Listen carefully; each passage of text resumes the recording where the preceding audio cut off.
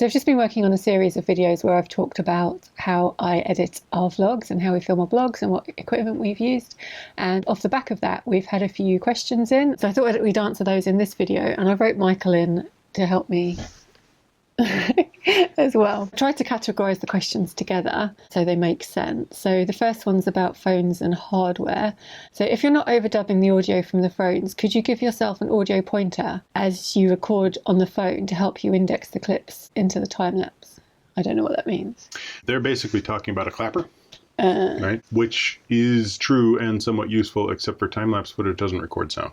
No. We can do that, and we do occasionally do sort of snaps and clicks and everything to help us align the audio from the microphones with the audio like on the phone or with a camera that doesn't record audio on its own. That's called double system sound. You know, we do use that, but you can't really do it with time-lapse. And then another question. Oh, sorry, that one's from Darren. This one is from TG Croson. Do you use any kind of stabilization hardware, such as a gimbal for your iPhones? So we do have an Osmo Mobile from DJI. It's a powered gimbal that the phone attaches to, and it allows you to record stabilized video. We did use it a fair amount in the beginning when we were doing sort of talks to camera. I did it before I got George, and then as soon as I got George, it just became too much to walk along the towpath with that and with the dog. Yeah, and especially because when it's in operation, it sucks batteries. Yeah. Like, if you're using it regularly, then you run out of power almost immediately anyway. It's nice for what it does to the video, but it's heavy, it's tricky, it often goes wrong and starts moving the camera in funny ways. And at the end of the day, you just sail through the batteries. It's really good, but it just isn't practical. Yeah, if we were doing it again, I'd probably get the DJI Pocket cameras, which are a gimbal and high quality camera all built into one that are really for vlogging, but they came out 2 years into this whole thing and we couldn't justify the expense. So somebody has asked, and I've cut their name off, I'm afraid, so whoever you were, I'm sorry.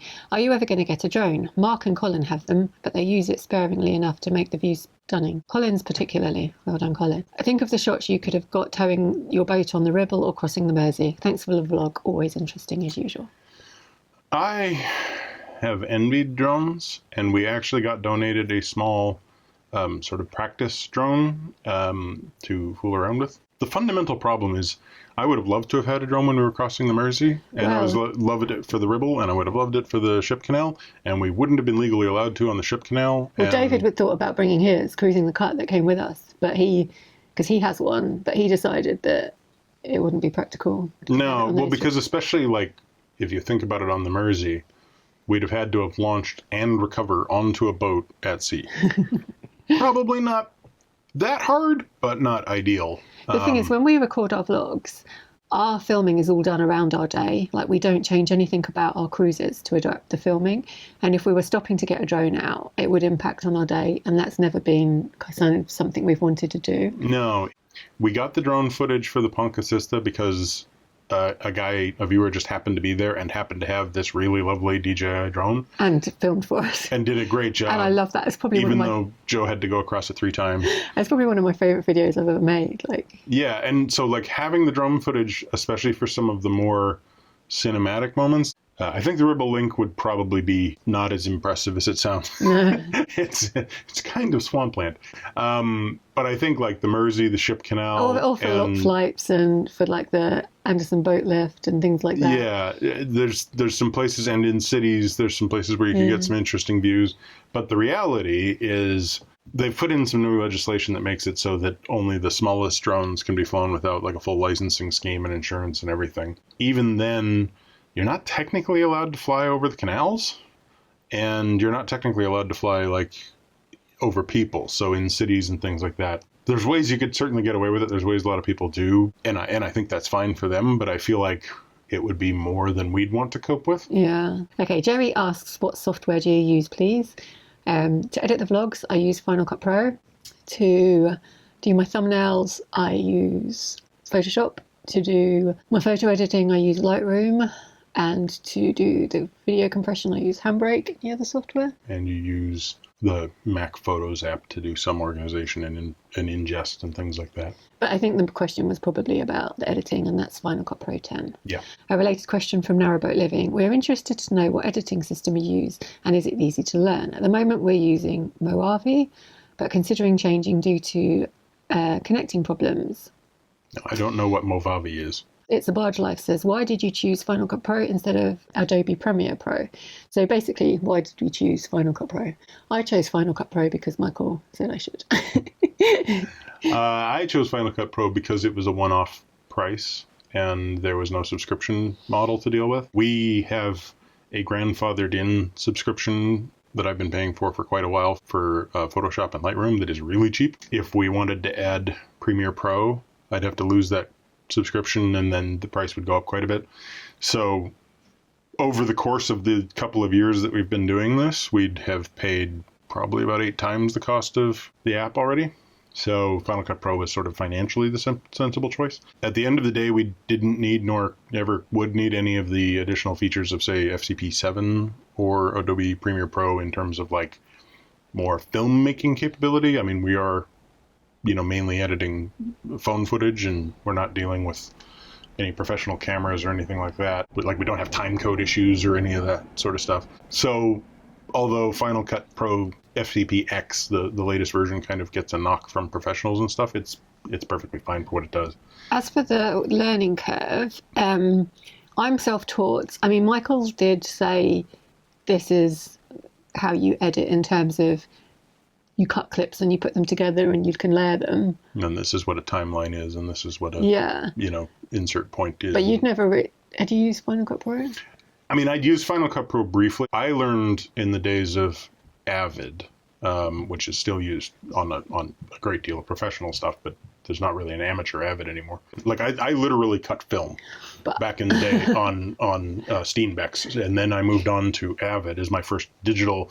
This isn't really filmmaking product, and and then Final Cut Pro eventually came out, and I did use it occasionally. But like at the end of the day, I moved on from editing quite a while ago. So yeah, so Michael kind of gave me a theory, and then it's very intuitive. I found it very intuitive, and there's so many tutorials out there, and I quickly learnt kind of my style of doing it, and so I found it quite easy. And I think it's loads of tools that I don't even use that I don't know about.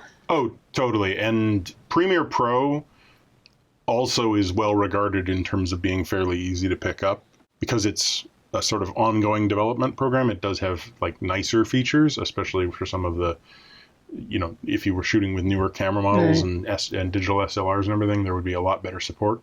But at the end of the day, for what we're doing, Final Cut Pro is great. Endeavour, I assume that's a boat name, says, could you say a bit more about your Mac? I've been wondering about Final Cut Pro myself, but as the software is £300, not sure as to whether my Mac could run it. So what is your RAM processor, HDD, age of computer, and how well it copes or freezes? Any lagging problems might be of use or interest, not only to myself but others. Great video, by the way. Thank you. Interesting to hear who's behind all those hours of editing. Totally her. Okay, well, I can do the specs on the machine. Yeah. It's a 2016 era MacBook Pro, sort of first generation of the MacBook Pros with the touch bar. A hard drive space is, I can't remember how much we put in there. It wasn't a lot. The onboard hard drive is a whole of 500 gigs. So, not tiny, but it wasn't the largest hard drive that was available at the time. We have external drives that Joe actually uses to offline everything to while she's online editing. That's on the drive itself.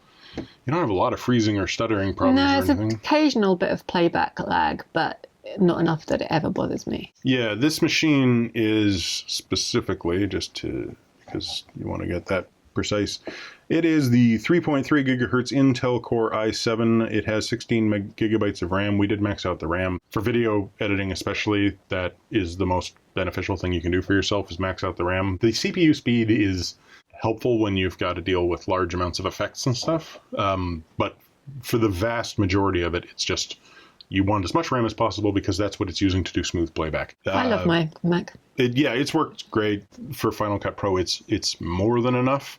Okay, so now a couple of questions about the GoPro. Barry says, can you connect the GoPro direct to the laptop instead of a memory card? And can you power the cameras with a 12-volt adapter? And I think that's because we were saying that we record in time-lapse because otherwise we'd go through too many batteries and too many memory cards. Yeah. Realistically, you can power it off a 12-volt adapter. There's an accessory available that does that, but you lose waterproof entirely. Mm-hmm. There are some semi-waterproof housings and some hacks people do with newer cameras are better, but the Hero 4 you end up basically having to drill a hole and then cover it in silicon. Power management would be better if we did that, but then we'd have to run a cable through the door, and so the direct to computer thing is also possible, but not really. Yeah, so and I guess not really practical for what we do. Yeah, like the direct card connection has so much more bandwidth than you're going to get over like the USB cable. So you're better off just getting a bigger card. Another question about the GoPro from Dave. I noticed Final Cut couldn't import some of the GoPro files. I don't have one myself, so does it create duplicate files, or are some of them just holding metadata for the GoPro itself? Yeah, so when I import it into Final Cut Pro, there's like 3 types of... Oh, I haven't got it attached. Yeah, there's 3 types of files. Yeah. So one of those is a database that basically just is just metadata.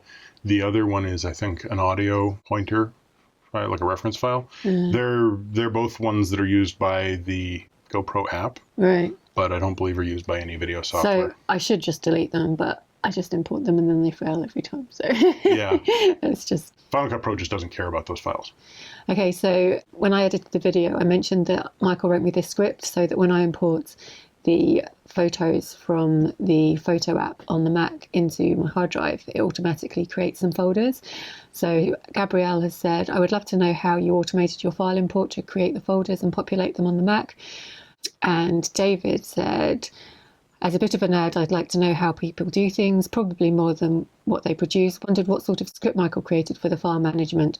I'm unfamiliar with Apple scripts. Right. Okay. So fairly simple. Apple has, all Macs have a program built in, an app called Automator. Automator allows you to run essentially any script you write in any language. So I created an Automator action for Joe that allows her to basically go up to Apple. I think it's Apple or Final Cut Pro, anyway, services, and she can select a service.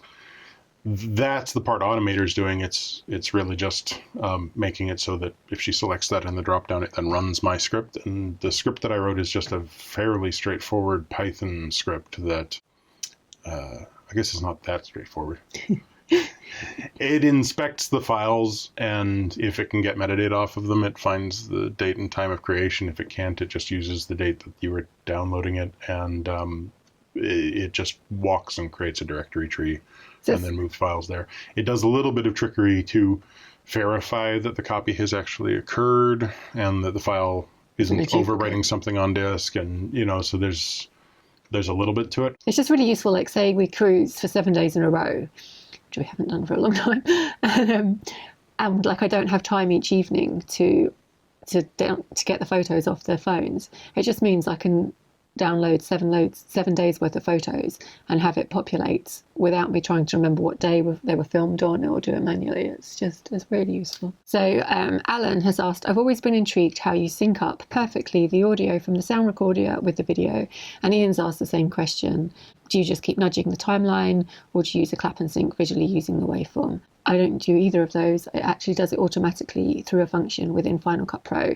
I just select the audio file and the video file and run the function, and it automatically syncs the 2 files together. So I get the good audio with the video. Yep. Now that only works because most of our recording is done on our phones. So we've got what we would call a single system camera, which is that phone, which has its own audio that it's recording. And then the second system, or the double system sound, is being recorded on the Zoom recorder. Final Cut Pro can see those 2 different clips and say they have essentially the exact same peaks on the waveform, and they can just align them. Even though the sound on the phone is much lower quality. Yeah, because really it just needs to do sort of a signal analysis and say, looking at these 2 things and adjusting for noise, do they have peaks in the same places? Do they have valleys in the same places? It's an automated process. It works, I'd say, Yeah, 5% of the time? a lot. Yeah, very rarely it doesn't work, and in that case, I just have to do it manually. And because it usually works, we never do like a clapperboard thing. Yeah. So then it's just a case of nudging it to find it.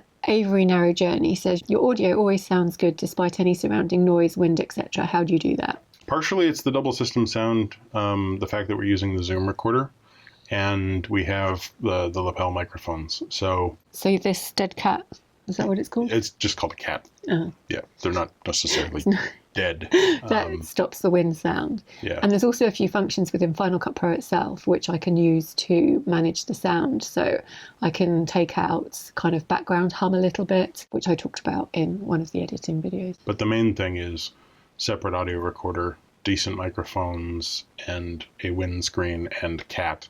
The windscreen is the actual little foam bit, and then the cat is like a wind muffler. The two of those combined make it so that, you can pretty much kill most of the background noise. That's also why we always put music over our videos, because the audio that we record with the video is just terrible. Yeah. Our microphones on our cameras aren't good enough. Talking of sound, Darren says, I have a question, point, observation. Michael's voice comes out of our TV surround sound setup, full field. I'm sure it's something you set, but curious as to how it happens.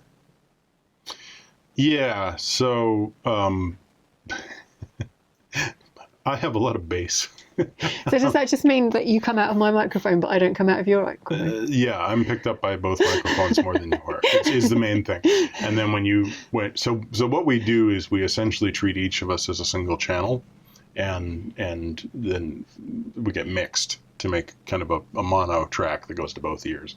But the reality is I've got the extra carrying power. So I end up in her microphone and in this microphone, and I'm going to end up a little bit more sort of rounded sound because of that. And then Wirral Channel says, with the H4n, you can mono the sound so it records on both channels. Just a time saver when editing. I can't remember where the option is. I love the H4n. And that, I think he's referring to the fact that when I do the voiceover, obviously Michael isn't there, so I just record on one track, and then in the edit I split it so that it comes out of both speakers. Yeah, although we actually use... Joe just does that in Final Cut Pro. Yeah. We don't use the H4n options. Reason is, I'm glad you love the H4n. I don't. Having spent a lot of time in film school with like Tascam recorders and it's been a long time since I used the reel-to-reel. But we use high-end audio gear, and there's no boot time. There's just turn a switch, you're up and running, right? And if there's a boot time, it's like 1, 2, 3, and the options are fairly easy.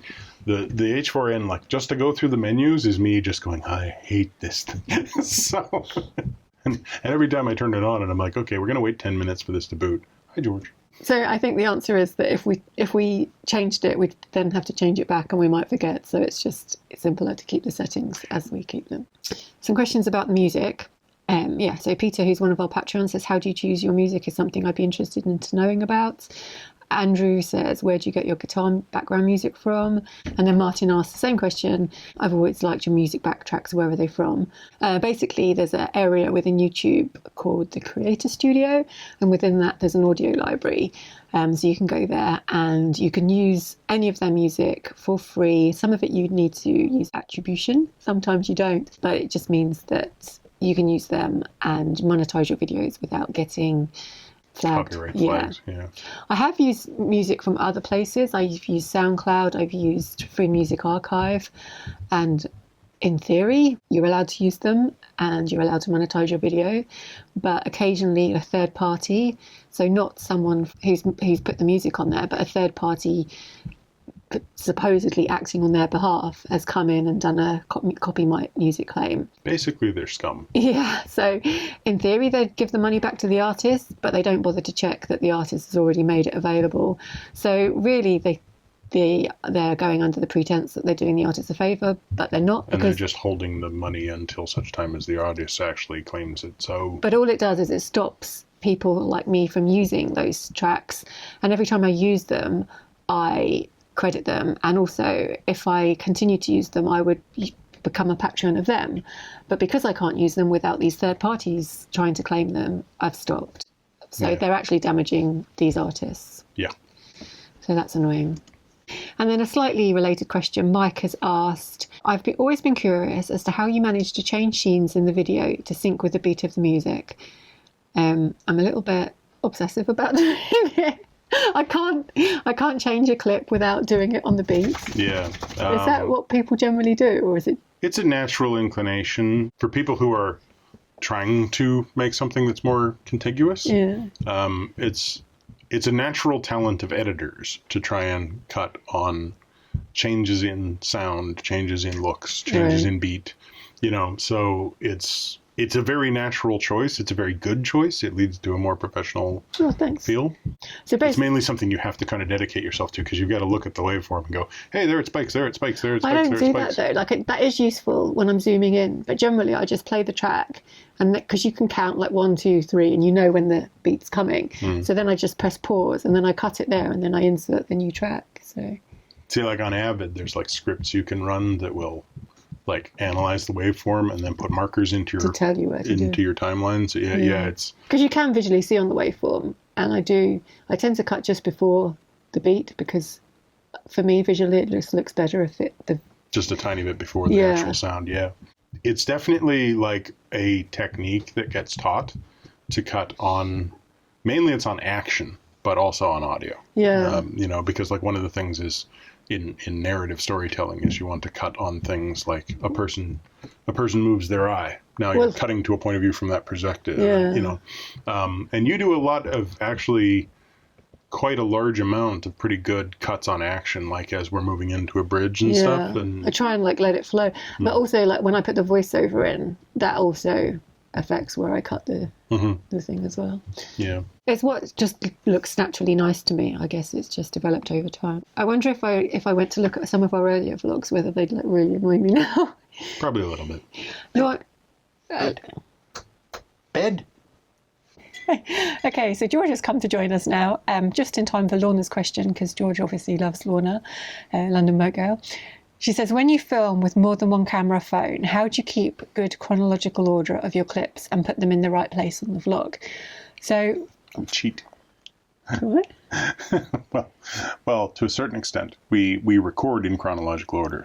So that's not cheating. It's just So basically, Final Cut Pro does it for you, because on the phones, all the clips are time stamped. So if you were using a standalone camera, you just have to make sure that the camera had the right date and time, and then Final Cut Pro would just do it for you. It already sorts in chronological order based on date stamp, and our story is being told in chronological order. So it just happens naturally. The only complication is that because we do the time lapse, obviously the timestamp on that clip is going to be when you press record, and so to get the clips, the real-time clips from the phone into the time lapse, I have to go along and cut the time lapse at the appropriate place, and I just have to do that visually and manually, and it's a massive pain. And then Simon says, synchronizing the phone clips with the time lapse seems like a whole load of work. That's what we just said. If you can get an accurate clock setting on the GoPro, would it not be possible to sync everything automatically based on the clip timestamps, even without replacing the battery? Setting the clocks once a day seems like less work than manually syncing all the clips. But timestamp sync only works if everything's recording at the same frame rate. Right. So if we religiously reset the GoPros every day to have the right timestamp, they'd show up in the right place in the order of clips. But because the timestamp for the GoPro represents the entire time of the clip, it wouldn't really matter. Yeah. Because it records for 2 hours, so it would have the timestamp of... Yeah, it doesn't have the timestamp of every frame, right? No. So you can't somehow magically put the GoPro footage on there and have it say, okay, expand this out to how much time it would take if it was in real time. Put all these things in the right order and then squeeze it back. It has one timestamp, not... It has one timestamp for the entire file. Yeah. Steve has asked, what time interval do you use on the time lapse?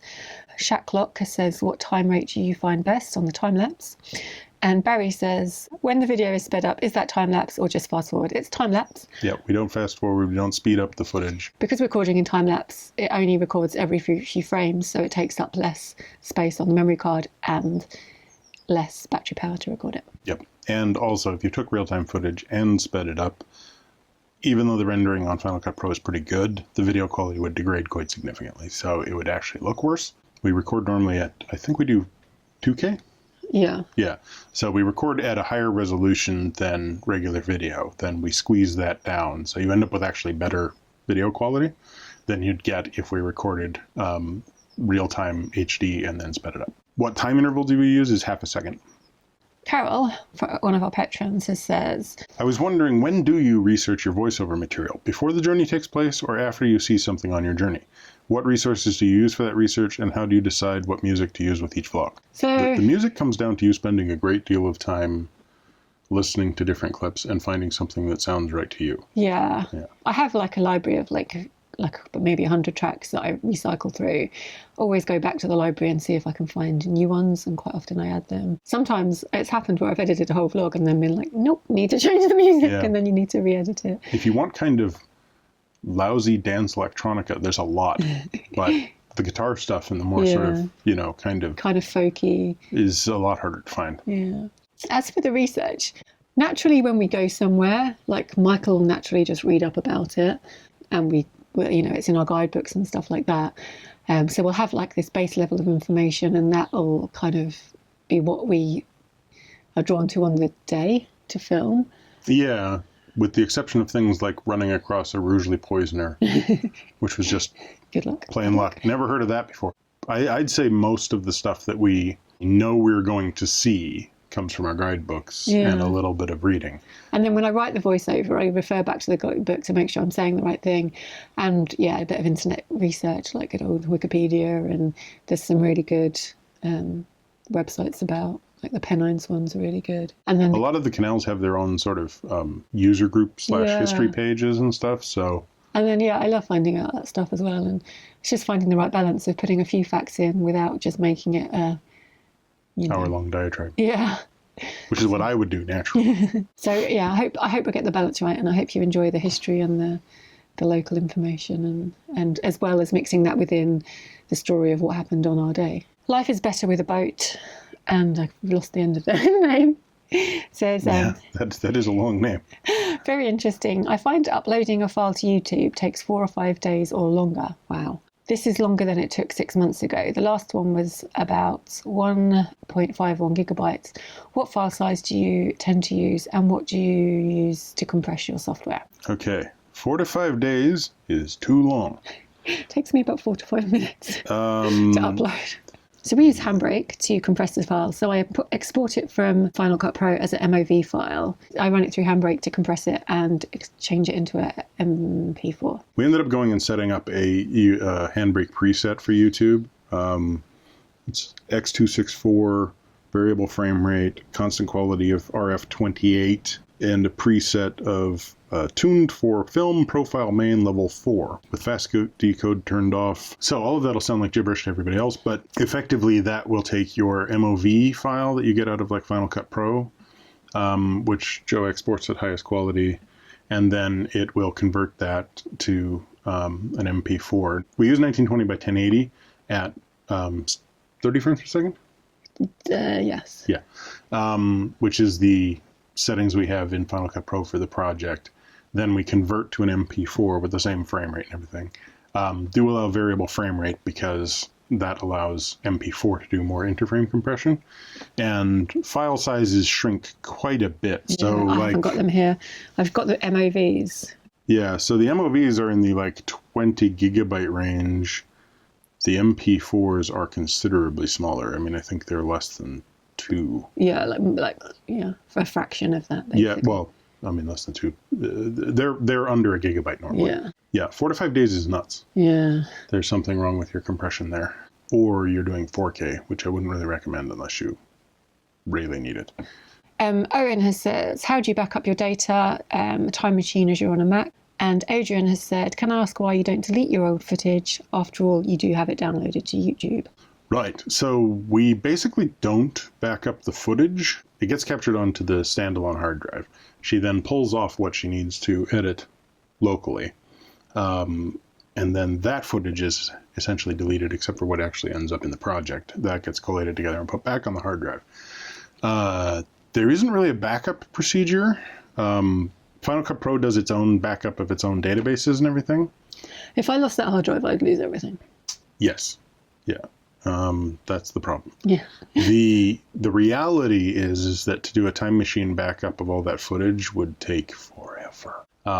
Backing up video footage is really painful. Yeah. So the only way to really do it is just to have more hard drives. The reality of this is true everywhere, you know, in the companies that I worked for and everything. And then The reason why you don't delete the footage is really the thought of going back and editing any sort of like retrospective videos. Yeah, like I love the fact that they're on YouTube again, like that we can go back in the future and watch them, but I don't necessarily trust that they'll be on YouTube forever. Yeah, and the raw footage is useful if we ever Want to do anything differently. well, like when we've done the although we started hitting far too many waterways to try and follow up on it. We were doing like a review per waterway video. Yeah, we did 4. And when we did those, you'd spend forever going back and getting all of this new footage and stuff, and that's what the raw footage was for. Yeah. At some point, we're going to have to offline or scrap the raw footage.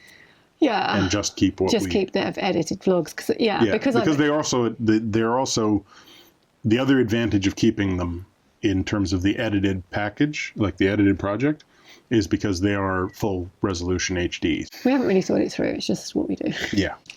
Yeah, so I hope that was interesting. I hope you answered all your questions. I hope you enjoyed the videos of how we vlog. I said it a million times. It's not the best way to vlog. It's just the way I do it. That's the best way to vlog. There's a dog. But I totally recommend vlogging. Like, it is a lot of work. Yeah, for you. But I basically am just an acting monkey. But now we can't cruise without filming. Yeah. It's not physically possible. Even like if we do a repeat journey and I'm like, oh, I'm not going to bother filming today. Michael's like, well, let's just set up the GoPros. Well, because part of me at the end of this wants you to make like the cut. You know, like I'm not making one big film. Just the time lapse from start to finish. The whole thing. I'd like to see that. I know that that's probably a big ask right now. I'm breaking you in on it right now. But like, it'd be pretty cool to have us start and then do just the time lapse from the start of the journey to the end of the journey. This is the first I'm hearing of this. Well, it's been in my mind the entire time. Yeah, so that's why we don't delete any of the footage. Yeah, exactly. Anyway, I've got to move this wet dog, so if there's any other videos you want us to do while we're in lockdown, let us know. Hopefully we won't be in lockdown for much longer. Hopefully you won't be in lockdown either.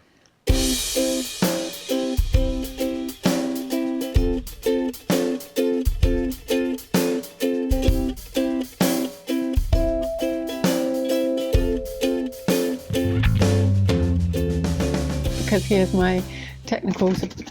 That was George. Well, we did mention in the... Didn't we mention in the video? Nope. Well, I talked about it and then it got cut. You weren't in the video.